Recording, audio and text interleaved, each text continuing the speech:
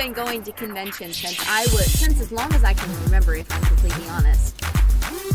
Because, like, sometimes you can't cover an entire genre in half an hour. Pausing, and we will probably resume it sometime this week. It's kind of like the special features on a DVD. Field Guide to Monsters? One of the handbooks over there. Huh. This is Argo City Extra, a special edition of the Argo City podcast with Maddie and Matthew. And we have returned. So, it was Free Comic Book Day this weekend. Yay! I haven't gotten to go to a free comic book day in ages! Yeah, it was kind of nice to have you with me for a change. Yeah. You know what I missed, though? I missed the days when Free Comic Book Day was almost always coordinated with the studios, and there'd be a major movie coming out. So I remember this happening. Yeah, I remember it happening with Thor. I remember it happening with the Avengers. I remember it happening with Green Lantern. I think there may even be a Superman one or two. Yeah, Man of Steel maybe, something like that. In fact, there'd usually... I remember it specifically because there'd be a comic with that character in it. But also, those were the days when they were still doing Hero Clicks, and that was still pretty common for there to be a Free Comic Book Day Hero Click. That's so cool. Really? That's a thing? Yeah, I've got my Green Lantern is a Free Comic Book Day one. So is one of my Thors. So is, I think I've got a Superman one. There was like a Superman Lex combo. Was that a thing with me and Lydia? I feel like I recall getting... You might have. Because you guys went with me a couple times. Was it like a storm? I think it was a storm. I'm not sure though. I don't think it would have been. I mean, there was a Black Widow one for Free Comic Book Day one year. Huh. I think there was... I know there was a Superman and a Lex. And that was the thing. It was so hard to make sure that I could secure that. That was one of the challenges back in the old days. Mm-hmm. But yeah, no movie this year. The best I could do was Hundreds of Beavers. Yeah, I'm still sad that I didn't get to go with you to that. I had to work. Hundreds of beavers. I had to work. I'm so sad. Hundreds of beavers. So the Apollo, we've gone there a couple times for different things. You're going to hear us referencing that coming up with the Muppet movie, and yay! we did some Halloween stuff there. And this, one showing, they're talking about maybe making it an annual thing. I want to go! Somebody was telling me it was made in Canada, but I'd swear it was Michigan. Now, it's supposed to be like a parody of the old black and white silent films and melodramas. And it is a silent film. Plenty of sound effects. Plenty of, but the pantomime is amazing. And all the animals are people dressed in mascot costumes. Yeah, I feel like that would be terrifying to stumble across. It has to be. Well, I mean, it's terrifying. If you look in the trailer, you see two beavers. They're carrying a log over to as they build their secret hideaway, and they stop and then they look at you, and that almost feels like it's straight out of a horror movie. But no, there's 6 beaver costumes, 2 raccoon costumes. There's a horse, 2 people and a horse. That gets very awkward when one of the characters attempts to ride the horse. Oh, no. And, I mean, it's very strange. It's the tale of a man who, I think he was a brewer until the beavers, destroyed his brewery, and he fell asleep in the snow, and now he's got to start. It almost feels like a video game because you see him progressing from one level to the next, leveling up, catching fish. The fish are literal hand puppets, it almost seems like. What? See, I need to go see this. He's trying to win the attentions of the only eligible woman in the area, who's the daughter of the merchant, who he keeps bringing furs and stuff to because he's trading and leveling up. And it's so bizarre. It's so bent. It's so, like, I don't think you could get a fair trial. I don't trust the Beaver system of justice. It feels a little corrupt. Beavers should not be making rocket ships, especially out of wood. No. Like, this just, it gets stranger and stranger. And the credits even. So, like, you know how sometimes you get a long pre-credit sequence, and then they start rolling the names and the name of the time. No, they don't start rolling the names of the film, of the characters in the film, until well over a half an hour in. We're about an hour and 15 minutes before we finally get the title card. I mean, it is very strange, and it was really good to see this on the big screen with a big crowd of people who were in varying states of sobriety. It's just, So Hundreds of Beavers was my free comic book day movie. I got home at midnight and got up, and we headed out around 11 o'clock to Comics Are Go. What? Hang on for a second, though, because we dressed up for this. Yes, I was actually kind of excited because I didn't get to dress up for the last one. The previous year I was working, so I went to, what was it? You went to Keith's. I went to Keith's right after work, but I don't always dress up, but it's a nice place to, like, do some soft premieres. Yeah. And I knew that over at Carol and John's, they'd be putting up, they have a huge diorama, basically, of Action Comics 1. So it's the cover, but it's like 9 feet tall.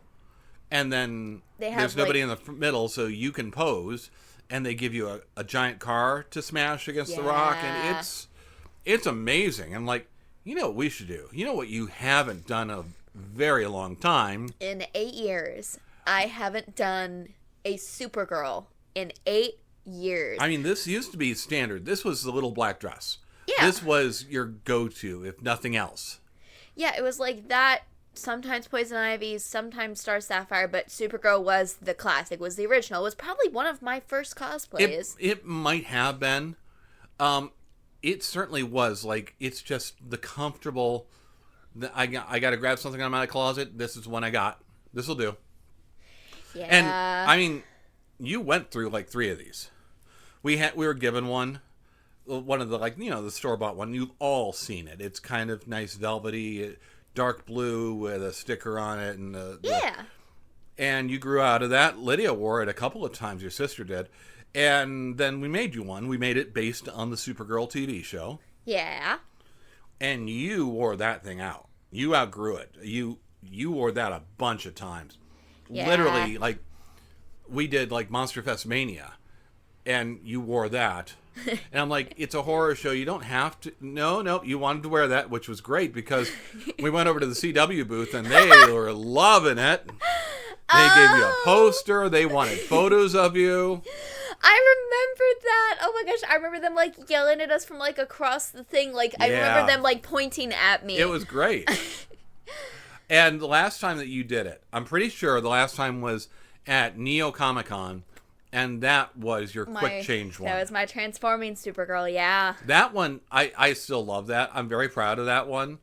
Because I remember you coming out, and Ryan's announcing you, and it's like, and we've got Maddie at... Maddie from Supergirl. And I walk up... Not knowing what's about to happen. I walk up, I pose, I drop the clipboard and spin around, pull off my glasses, and pull down the top. It went amazing. The top was breakaway. It was Velcro. And then you just had to kind of smooth down the skirt. And I watched the judges. Okay, I'm watching Night Mage, who's a friend of mine, and his jaw drop. That was great stuff. So, it's been a while. It really has. And, like, we were talking about this, and, like, I mean, we could do that. I got a week. It's going to be... But, I mean, all we need to do is find a red skirt. Or just make a red skirt. And I remember I'm driving around for work from office to office thinking, but, man, how do I make that S? How do I make it look good?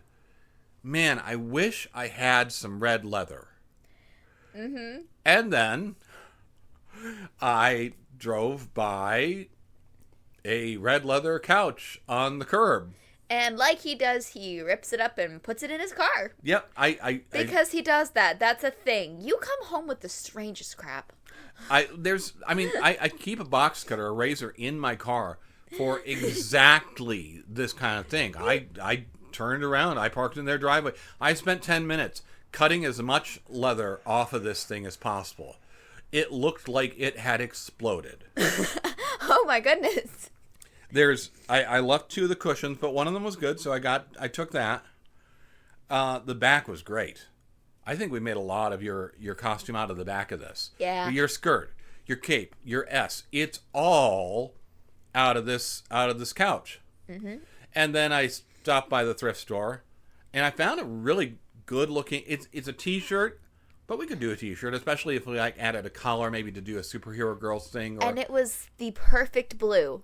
It really was. Like, not too light, not too dark. It was that perfect, like, slightly off neon blue.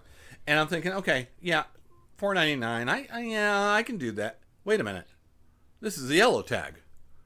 And yellow tags are $1 today. Yes! So, we put $1 into this costume. Yeah. And pulled it together in one night. Now, I mean, if you really want to, like, add in, okay, glue and thread, or I mean, the cost probably inflates to $5. You know what? I'm not going to argue, but I sold some yellow leather from a couch that I had attacked a few years ago. Yeah. So that's your belt loops. That's the yellow on your S. I really like this too. I think you had some complaints about it kind of being loose or misshapen in some ways. I think if we maybe pin it a little more in the back, get it a little more form-fitting. But, I mean, everything looked great. Yeah. And unfortunately, it was rainy and cold in the morning. So I dug you out a trench coat. I had to deal with that monstrosity. Mm-hmm. We did the trench coat version of Supergirl based on the new terrible, god-awful trailer for the new Supergirl movie. And we were standing there and you were like, I know it's not what you want. And I'm like, I don't want to wear that. But I got to keep you warm. But it was cold. And you needed it in the morning. I did, you really yeah. did. And it did keep me warm. That thing was very warm. And we were able to get rid of it halfway through. Yes. We were able to get rid of it before I went inside the comic shop, which was nice. Now, on the other hand, I did one too. So they were bringing in Dave Michelina. I think that's the correct pronunciation of that last name. He did a mammoth run on Spider-Man. Yeah. Look, we get that. Carolyn Johns brought in that writer, and it's amazing. And a lot of his run was during the Black Spider-Man costume. I have the Black Spider-Man costume. I mean, I bought like this Venom costume, costume in a bag from, it's one of the Spirit Halloween kind of ones, but I got it from Mark's when it was marked down to $4. I've gotten more use out of that than half the people who bought it from Spirit. Yeah. And I've got a Spider-Man mask, proper Spider-Man mask. But it's reversible. It's red on one side and black on the other. Yeah. It's designed that way for Spider-Man 3. So I made myself a snout. I made a pig snout. I added teeth. Again, mine also took one night. But I didn't do nearly as much on mine as I did on yours. Maybe more sculpting, but so I was Spider-Ham. Like, if you've seen Into the Spider-Verse, Spider-Ham. But I'm Venom Spider-Ham. I'm Venham. Yeah. Oh, that was fun. People loved it. You both scared and delighted many children. It was wonderful. We were walking up, and you're like, I already hear children talking about you. My favorite was the one that came up, and Mom's holding, and she gave me a high five, and then I could hear as they're walking away, she's like, he's a pig! Yeah! He's a pig! It's so cute. It's always funny hearing those reactions of, like, the people around you. It really is. And so we didn't, like, pair our costumes up, but it was nice to have them and fun to do that. The people at Carol and John's really loved it too. But speaking of Carol and John's, we went into this comic book day with a plan. We did, because I always start at Comics Are Go. Now that's in Sheffield, like border of Sheffield and Elyria. That is one of my go-tos. Like that and Carol and John's, those are my two local comic book shops. Yeah. Comics Are Go is near the house. Carol and John's is near my office. So it's convenient either way. Yeah, and it's also literally right next to my work as well. It is. Which, a funny thing, when we had actually gone up there, I had asked you on the way, hey, is it cool if I stop into my work real quick? I have to drop off a pair of keys. So I, bundled up my trench coat, and I walked into work, and I put them, here, I brought these last night. And my manager's looking me up and down. And my manager's looking me up and down and is like, just leave them on the counter. And so I walk out. So we started at Comics Are Go because they'll give you one of everything that they bring in. That gives us a nice baseline. Then we pick what we need to, what we didn't get, what we need to fill in at the next stop. But we hung out, and I'm talking with Scott, who was the old owner before he sold it to Eric, who's the current owner, and also the guy who runs Neo Comic Con. I used to play HeroClix with Eric, so that was fun to see how well he's done. And you're finding stuff. They had a nice little manga section in there. Yeah, and I was looking at a couple books, and I had been I'm so sad I can't spend my money. I have to get my car fixed. And I looked down at my phone, and I'm like, it's not open this week, and I'll get my paycheck by next week. So I picked up 2 mangas. One was not reincarnated, but girl who loves cleaning goes into a place where it's cursed with ash falling from the sky, and then another romance one. And I was very excited. I was reading them when we were driving to the other place. Then we headed over to Carol and John's. Now, one of the things, they make an event of it. They used to actually do a midnight release party, and that went away after lockdowns, unfortunately. But still, they set up vendors. Like I said, they brought in a Spider-Man writer. It's a nice day. And so we had you going through all the vendors and stuff like that, and all the artists. Yeah, they had a lot of really cool people there. They had some people that you recognized, too. It seemed like you knew 1 or 2 of them. Or that you'd seen them before. There was one of them that was at Cleveland Concoction. I recognized because of the pin that you had gotten for your hat. Mm-hmm. And then they also had the guy that made the Franklin Richard comics. Yeah, that's Mark Sumerich. He's also an acquaintance of mine. I used to do Comic Club with him. Yeah, he signed both of our books for it, so I recognized him in line as well. Yeah. So, very cool stuff. What did you get? Oh, that's right. I got myself a cute little,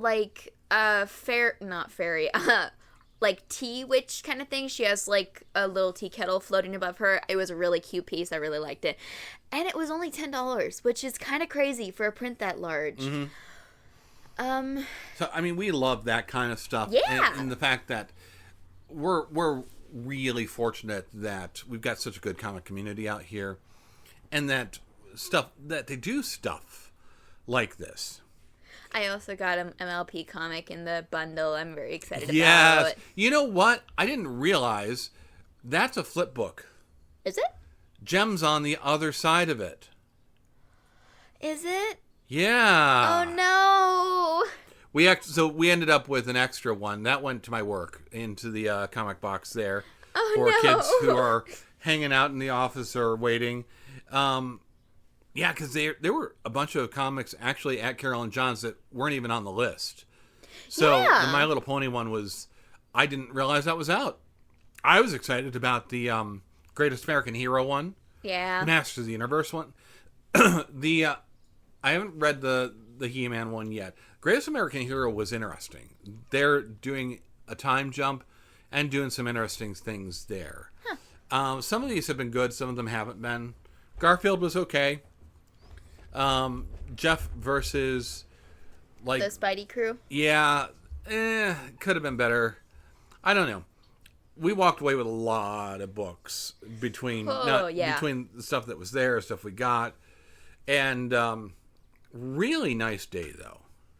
Yeah, it was a lot of fun. It was nice to be back to this. Yeah, and we did all of our photos. We took full advantage of the photo ops. Got some Spider-Man books signed. I saw friends that I don't usually see that often, and it was just, that was a really cool thing. Yeah. So, it's also coming like Supergirl's appropriate because we got movies coming up, and we also just finished Superman and Lois. There was a little bit we were talking about with Superman and Lois with Lucy. Funny thing too, while we were in the line at Carol and John's, I could hear, actually, it's like a comic book playlist, and I heard this song playing. See, here's the thing. Well, I don't think I can handle this. A cloudy day in Metropolis. I think I'll talk to my analyst. Got it so bad for this little stewardess. Hey, drive me up the wall and through the roof. Lois and Clark in a telephone booth. I think I'm going out of my brain. Got it so bad for little sis Lucy Lane. Lucy Lane, you put me in your plan. Hey, Lucy Lane, you don't need no Superman. Little count and stay with me tonight. I got a pocket full of kryptonite.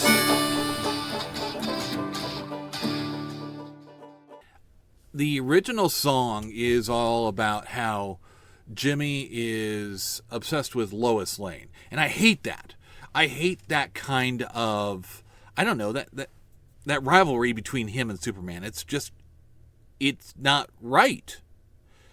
But, I mean, Lucy is his girlfriend. Lucy is really his big love interest throughout the Silver Age. So, I wanted to just change things a little bit. Speaking of Jimmy, and I mean, like, we were just talking about Jimmy and Lucy Lane in our recap of Superman and Lois Season 2.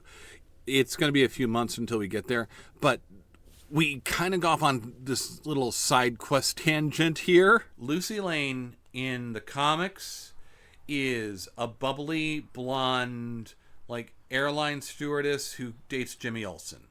Really? Really? Really? Yep. See, you got to remember that, like, for a good while there, Jimmy had his own comic.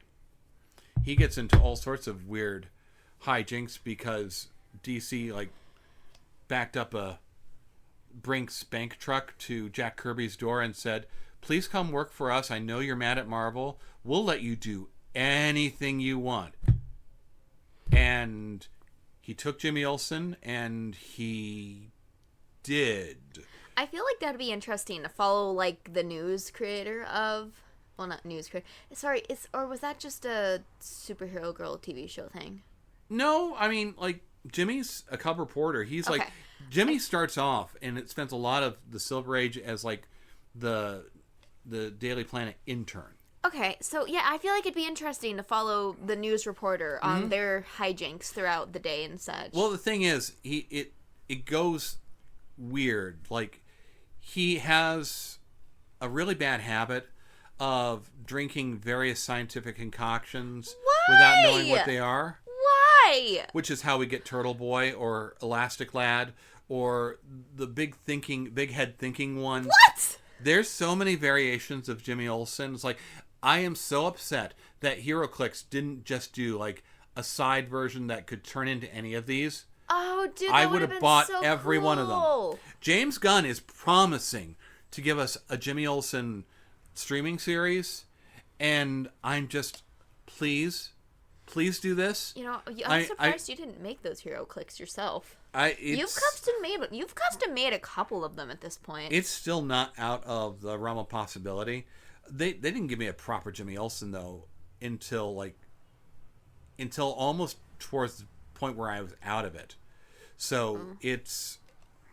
Anyhow, but I digress. Let's talk about movies, because summer's coming up.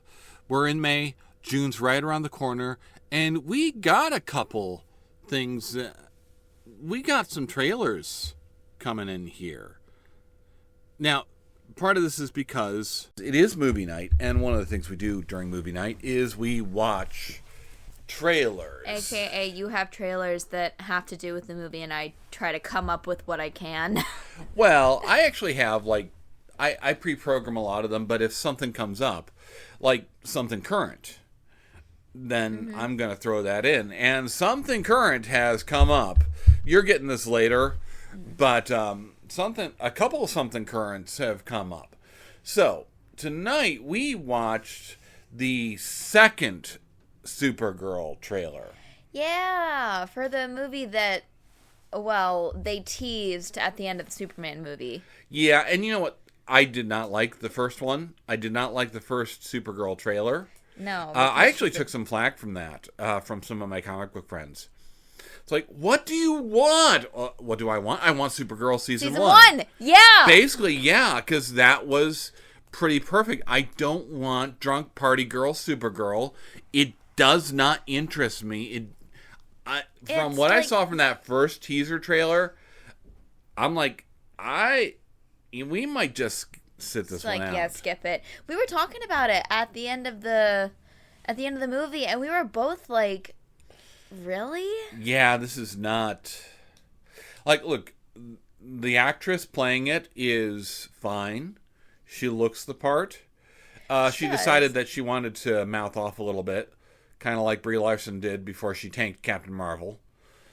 So I don't know if that's had any effect. What do you mean she mouthed off? She decided to do one of these, I fully expect to take backlash because, fans just feel like they have some sort of ownership over women's bodies in any sort of role. I'm like, what are you talking about? Everybody likes what you look like and how you look in the role. I was going to say, if anything, Supergirl has one of the more modest costumes out of a lot of female superheroes. And she looks like Supergirl. She's got a great look to it. And she's doing exactly what the director told her. Do you have to antagonize the fans? But that aside, that first... trailer that's not what I wanted in Supergirl. No. I don't think it wasn't what you wanted in Supergirl either. No, I was like, I don't like this version of her. Like I said, I grew up on a lot of really good Supergirl stuff. I grew up on the CW show. I grew up with, I forget the particular comic run, but I grew up with with a really good comic run. And superhero girls. DC superhero girls and all of that stuff. And it never portrays her like that. So it's like anytime I see this version of her, it feels so out of character. It feels like I'm watching someone else. Somebody literally tried to call me on that. It's like, so are you just not a comic book fan? Because this is referring to this run. It's like, yeah, I remember that run. I didn't like it because it ended an actually pretty good run and went in that direction. So, there's a second trailer that came out as we're recording this, and we get a little bit more context. So there's a lot more Lobo in it, which a lot of DC fans are liking. That's the white dude on the bike. I know you don't know him, but that's actually Aquaman. Hold on. Lobo is in the guy with the spiky hair that rides on the motorcycle? Yeah. Yeah, I know who that is. That's who's in that trailer, too. Huh. He's actually being played by Aquaman. By Jason Momoa. Okay. Which, it's better casting than Aquaman was. But we also get more context. So, okay, she's trying to find herself. And I can swing either way on that. And the whole thing is aliens shot her dog and she has to find the cure. So... And it's like... looking into this, I had no interest in it. I don't like this version of Supergirl. I'm like, okay, I don't care about this. But Krypto being in it was like, okay, I can at least follow the cute dog. Like, Krypto was good in Superman. Yeah, even in the Superman movie where I essentially don't know who half the people are, I'm like, okay, doggo, best part of the movie. I probably said that in our review of it. I don't know for sure, though. There's like 3 of them. We spent a lot of time on Superman last year. A lot of time. But the dog is going to be sick, and we're searching for a cure, which takes away the only thing that I would have found interest about in this movie. Yeah, like the Kryptonian stuff aside, because I would love to see some more Krypton. There's no reason for me to watch this anymore. There's no character that I have any interest in following. See, to me, this is fascinating because it moved you further away from the movie. Like, you were like ambivalent, and now you just don't care. Yeah, now I just have no interest at all. And I was ambivalent. I'm like, okay, I see that they've got something here. They've got some sort of a story they're trying to go with. Maybe it actually moved me closer to maybe I care, and moved you away from it. I think that's just, I thought that was the most interesting thing. I don't know. I have my idea of Supergirl, how she is, how she acts, and that's not it. And, you know, they ruined their opportunity to bring in Streaky. Like, yes. Forgive me, I could be wrong, but have we ever seen Streaky on the big screen? I'm not sure, but, we're dying to see the cat. Like, they missed a perfect opportunity to bring in her pet, because Krypto isn't Supergirl's, he's Superman's. And it's like, you had so many options, and how do you do it wrong in all the ways? So, yeah, I think it's fascinating that the Supergirl trailer is so divisive. On the other hand, one other one that I threw in is the new He-Man trailer. And that, on the other hand, oh, wow. Very excited for that. Like, back when Thor first came out, I watched Thor and I'm like, why can't I have this as a He-Man movie? I mean, I almost feel like they have, because when they started announcing, okay, we're doing it, we're finally doing it, we're finally filming it, and we're in an era where it's like, I don't believe you. It's not just I don't believe you. It's like, that's not necessarily a reason for joy. I'm worried. It's like, you're gonna screw it up. You're gonna mess this up. And you know what? I kind of wish you just weren't. And with He-Man, it's been every single time they've released another trailer, I've gotten a little bit more excited, a little bit more into it. Yeah, and like looking at these landscapes and looking at all these costumes, like at one point in the trailer we are in the forest, and I'm looking at this forest, and it's bringing me back to the She-Ra cartoon, because we spent a lot of time in that forest defeating the Horde. Because you've watched the original Masters of the Universe. You've watched the original She-Ra. I've done her.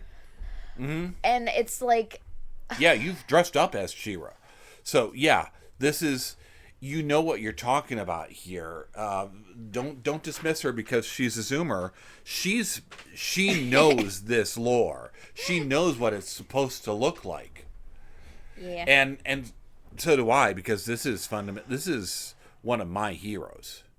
He-Man is basically Superman if it was in fantasy. Yeah, you know what? You're not wrong about that. And it all looks good. It all looks really...